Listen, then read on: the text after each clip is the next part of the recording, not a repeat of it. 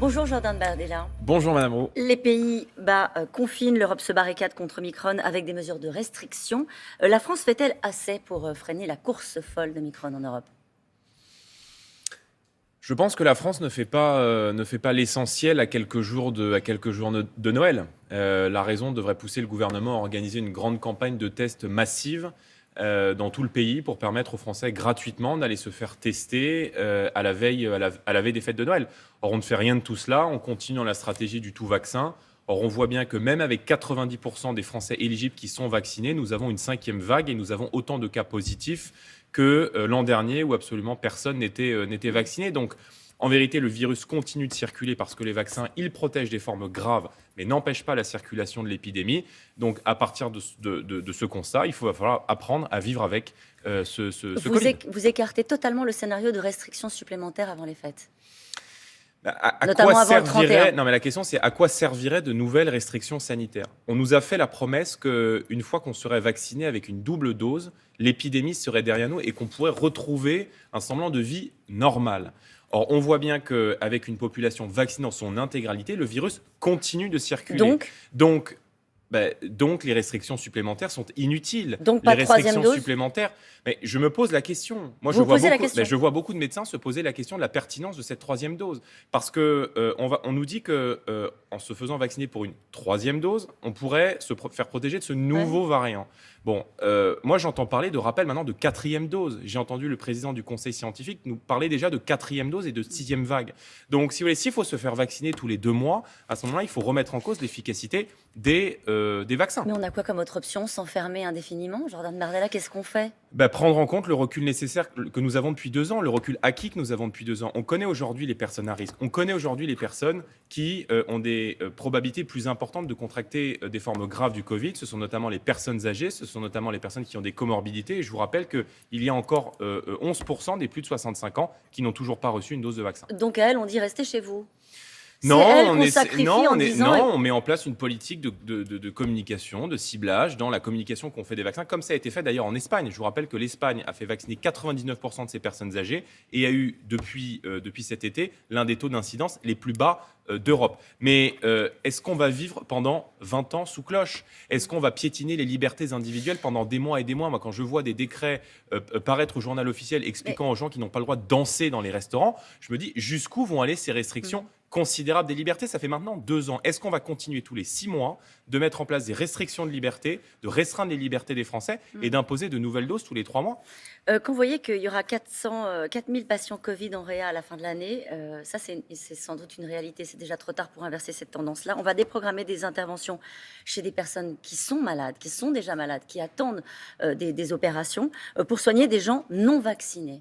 Ça met en colère notamment les personnels soignants. Qu'est-ce que vous dites? Ce qui met en colère le personnel soignant, c'est d'avoir été abandonné en première ligne dans cette guerre du Covid par le gouvernement qui, je vous le rappelle, a supprimé sur l'année 2020, alors que nous avons connu une année de forte tension hospitalière, 5700 lits dans l'hôpital public. Donc comment on peut expliquer d'un côté aux Français que nous sommes en guerre face à une crise sanitaire, face à un virus, et continuer, comme le fait Emmanuel Macron et son gouvernement, de fermer des lits à l'hôpital? Donc il faut exiger un moratoire dès maintenant sur les fermetures de lits et procéder à des nouvelles ouvertures de lits. Ce qu'on a vécu, c'est une crise de la capacité hospitalière en vérité. Je vous rappelle que le Covid, ça a été 2% des hospitalisations de l'année 2020 d'après le ministère de la Santé. Donc quand on a des périodes de forte tension, quand on a dans des gros départements quelques dizaines de lits à l'hôpital, eh bien évidemment qu'on le paye. Vous augmenteriez le nombre de places de réa par exemple? Il faut doubler, tripler le nombre de places de réa? Tout laisse à penser que nous allons vivre durablement avec le Covid.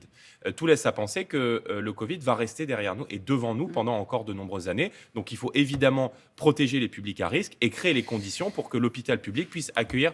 Encore une fois, si le vaccin permettait la fin de l'épidémie. Il permet aux gens d'éviter d'aller à l'hôpital. C'est bien pas rien sûr, quand même. Mais on voit bien que on voit que les pays aujourd'hui qui ont le plus vacciné sont les pays qui doivent faire face à Noël à des restrictions toujours plus importantes. Donc le vaccin protège-t-il des formes graves? La réponse est oui. Maintenant, moi je vois beaucoup autour de moi de gens qui sont vaccinés 2 doses et qui... Vous êtes en train de remettre en question tranquillement, Jordan Bardella, la politique de vaccination. Non, je ne remets pas si vous voulez, ce que je remets en cause, c'est la parole du gouvernement qui a menti. Des scientifiques ou du gouvernement? Les scientifiques, ils ont à peu près dit tout et l'inverse de tout. Faites-moi moins grâce de ça pendant cette crise.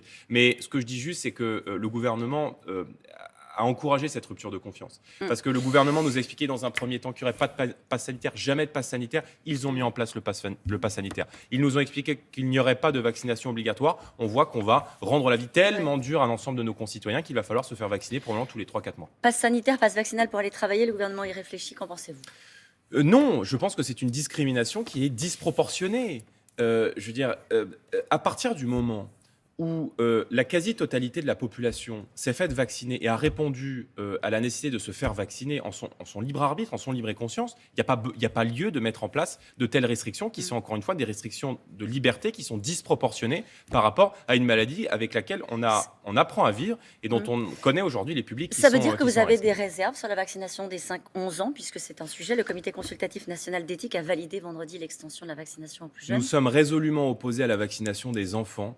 Je pense que alors évidemment que les enfants qui ont des comorbidités doivent pouvoir ou qui sont malades doivent pouvoir se faire vacciner, mais nous sommes résolument opposés à la vaccination des enfants. Moi, j'entends beaucoup de médecins, le professeur Combe, le docteur Kirzek, expliquer que les enfants ne sont pas des publics à risque, qu'ils ont une forme extrêmement dérisoire de contracter une forme grave quasi nulle et qu'ils ne sont pas des transmetteurs beaucoup plus forts que le reste de la population. Donc, si vous voulez, quand on regarde le risque-bénéfice, eh bien, on s'aperçoit que par exemple, le vaccin Moderna, parce qu'on ne parle quasiment jamais de cela. Le vaccin Moderna, vers lequel on a orienté l'ensemble des jeunes pour se faire vacciner, on vient aujourd'hui nous expliquer, la Haute Autorité de Santé nous dit qu'elle décommande l'utilisation du vaccin Moderna pour les moins de 30 ans parce qu'il y a des cas de myocardite qui sont beaucoup trop importants par rapport à la moyenne et que par prudence, on préfère se concentrer sur le Pfizer. Donc, je dis que les enfants... Prudence. Mais prudence, et c'est surtout aux parents de décider, y compris d'ailleurs pour le reste de la population. Nous croyons que les Français sont un peuple majeur désormais vacciné, qui sont capables de se faire leur libre Jordan arbitre. Bardella, comment allez-vous pouvoir faire campagne? C'est au gouvernement qu'il faut poser la question. Je ne souhaite pas que la campagne présidentielle se déroule quasi exclusivement sur la question sanitaire. Je pense que le gouvernement utilise aussi cette crise sanitaire, quoi qu'on en dise, pour se mettre derrière le parapluie du Covid. C'est-à-dire avec cynisme? Oui, peut-être avec une forme de série pour stériliser les débats. Moi, je me rappelle que pendant les élections régionales, jusqu'aux sorties des élections régionales, Gabriel Attal nous avait annoncé début juillet près de 120 000 contaminations. Au mois d'août, ça n'a pas été le cas, on en a eu à peine 20 000. Que dès le mois d'août, on nous annonçait 50 000 contaminations en septembre, ça n'a pas été le cas, on en a eu 5 000. Là, vous mettez en doute c'est ce qui est en train de se passer? Je mets en doute la parole du gouvernement qui a dit tout et le contraire de tout depuis le début de cette épidémie. Et je pense effectivement que le gouvernement utilise cette crise sanitaire pour anesthésier le reste du débat C'est le démocratique. retour du grand complot, là. Non, c'est pas le retour du grand complot. Mais vous êtes en train de dire, en gros, Omicron, ce qui se passe partout en Europe, c'est-à-dire la flambée d'un variant qui a effectivement un échappement vis-à-vis du vaccin et qui met en péril les stratégies vaccinales. Vous dites, en gros, c'est instrumentalisé par le gouvernement. Je pense que le gouvernement... Je ne dis pas que la réalité épidémiologique est utilisée par le gouvernement. Je dis que le gouvernement utilise la crise sanitaire pour anesthésier le débat démocratique. Et moi, je ne souhaite pas qu'on passe la totalité de la campagne présidentielle, à l'heure où de plus en plus de Français n'arrivent plus à boucler les fins de mois, où de plus en plus de nos personnes âgées se demandent comment est-ce qu'ils vont pouvoir se chauffer ou faire leur plein de courses à la fin du mois, à l'heure où le pays fait face à une montée exponentielle de l'insécurité et des violences, que nous passions l'intégralité de la crise sanitaire à discuter du Covid. Marine Le Pen lance sa campagne, ce sera à Reims. Tout à fait, le 15 janvier. Le 15 janvier. Il y aura un meeting. Comment est-ce que vous allez gérer justement les conditions nous, sanitaires on a des toujours meetings? été respectueux des règles sanitaires. Mais c'est vrai que faire une campagne pour l'avoir fait aux élections régionales sous restrictions sanitaires, elle est extrêmement pénalisante. Donc je pense que cette crise, elle ne doit pas non plus anesthésier la démocratie. À partir du moment où on peut se rendre dans des meetings, il y aura probablement des jauges qui seront mises en place et nous les respecterons. Mais évidemment, avec masque, gel hydroalcoolique, aération et respect des gestes barrières, le débat démocratique doit pouvoir se tenir. Le scénario du report du scrutin est inenvisageable à vos yeux? Sauf catastrophe naturelle de 2 semaines avant le scrutin, mais évidemment que ça me paraît inenvisageable. En tout cas, si vous voulez, c'est cette question qu'on doit se poser. Est-ce qu'on va vivre 20 ans comme cela ?